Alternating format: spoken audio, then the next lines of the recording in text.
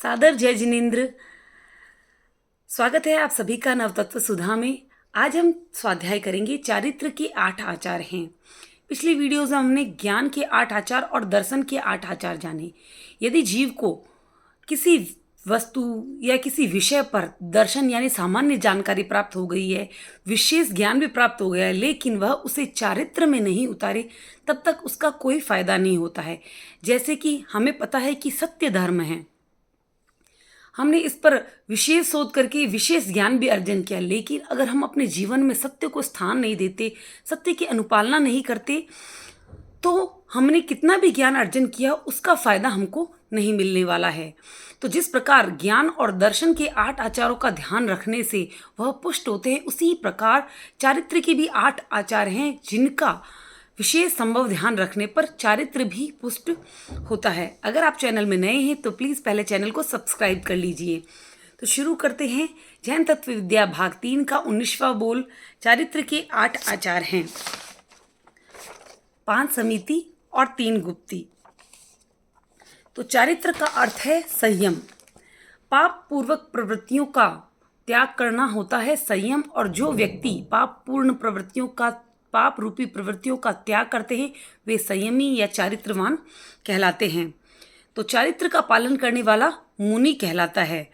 चारित्र धर्म, मुनि धर्म को निभाने के लिए मूलभूत आचार संहिता होती है महाव्रत, जो 5 महाव्रत है। अहिंसा, सत्य, आचौर्य, अपरिग्रह और ब्रह्मचर्य, ये 5 महाव्रत हैं जो मूलभूत आचार संहिता होती है चारित्र की, मुनि की।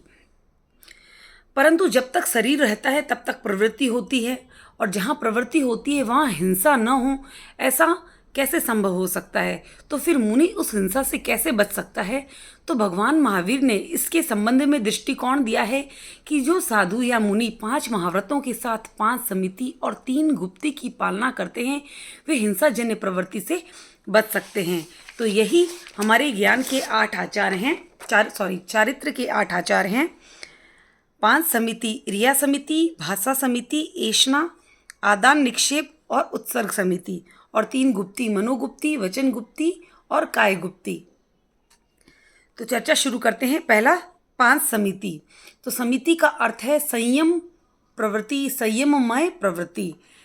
ये 5 है। पहली है क्रिया समिति, यानी कि संयम पूर्वक चलना। मुनियों को हम यथा देखते हैं, हमने देखा होगा कि वे एक एक पैर, एक एक कदम ध्यान पूर्वक रखते हैं, ध्यान पूर्वक चलते हैं कि कोई भी जीव छोटा बड़ा उनके पैरों के नीचे नहीं आ जाए। वे अपने साथ में रजोहरण रखते हैं ताकि अंधेरा हो और नहीं दिखाई दे तो वे उससे पूंछ कर चल सके, किसी प्रकार की हिंसा न हो। इसे कहते हैं संयम पूर्वक चलना। जबकि हम चलते हैं तो हम इतना ध्यान नहीं रखते हैं। तो दूसरा है भाषा समिति, यानी कि संयम से बोलना। मुनि साधु अपनी हर बात को संयम पूर्वक बोलते हैं, न तो अपशब्दों का प्रयोग करते हैं, न ऐसी वाणी का प्रयोग करते हैं जिससे किसी का मन दुखे, न ही वे असत्य वाचन करते हैं। तो जो मुनि होते हैं वे संयम पूर्वक बोलते हैं। तो यह हो गई भाषा समिति। इसका प्रयोग करके वे अपने चारित्र को और अधिक पुष्ट बनाते हैं। उसके बाद ऐषणा समिति, संयमी शरीर के निर्वाह हेतु भोजन पानी आदि की संयम पूर्वक ऐषणा करना। जब तक जीवन है, शरीर है, उसे चलाने के लिए भोजन पानी इत्यादि की आवश्यकता सबको होती है, ठीक उसी प्रकार साधु को भी होती है। परंतु साधु संयम पूर्वक गोचरी पानी की ऐषणा करता है ताकि उसमें हिंसा नहीं हो। वह अपने लिए स्वयं भोजन नहीं बनाता, बल्कि घूम घूम कर श्रावकों के घर से शुद्ध भिक्षा लेके आता है। तो यह हो गई ऐषणा समिति। उसके बाद आदान निक्षेप समिति, धर्मोपकरणों का संयम पूर्वक उपयोग करना। जितने भी धर्म या उपकरण साधु के पास है, फिर चाहे वह वस्त्र पात्र हो या फिर पुस्तकें हो, साधु उनका संयम पूर्वक उपयोग करता है, उनकी पड़ी लिहना करता है ताकि जीव हिंसा न हो। तो संयम पूर्वक धर्मोपकरणों का उपयोग करता है। यह हो गई आदान निक्षेप। उसके बाद उत्सर्ग समिति, मलमूत्र आदि का विधिवत विसर्जन करना। जब तक शरीर है, जब तक आहार पानी या भोजन लिया जा रहा है तो उसका उत्सर्जन भी करना होगा, उसे रोका नहीं जा सकता है। लेकिन साधु है जब उस मल मूत्र का विसर्जन करते हैं तो वे संयम पूर्वक करते हैं, वे ध्यान रखते हैं कि इनका विसर्जन करने में किसी प्रकार की हिंसा उनसे न हो। तो जब इन 5 समिति का साधु ध्यान रखते हैं तो उनका चारित्र, उनके महाव्रत और अत्यधिक सफलता से उनका पालन होता है, हिंसा नहीं होती है। उसी प्रकार 5 समिति के साथ होती है 3 गुप्ती।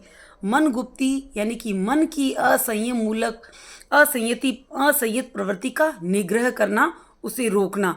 मन से किसी प्रकार की ऐसी प्रवृत्ति नहीं करना जो असंयत हो, संयम जिनमें संयम का स्थान न हो। इसी प्रकार वाक यानी कि वचन का सर्वथा निग्रह अतः या वचन की असंयत प्रवृत्ति का निग्रह करना।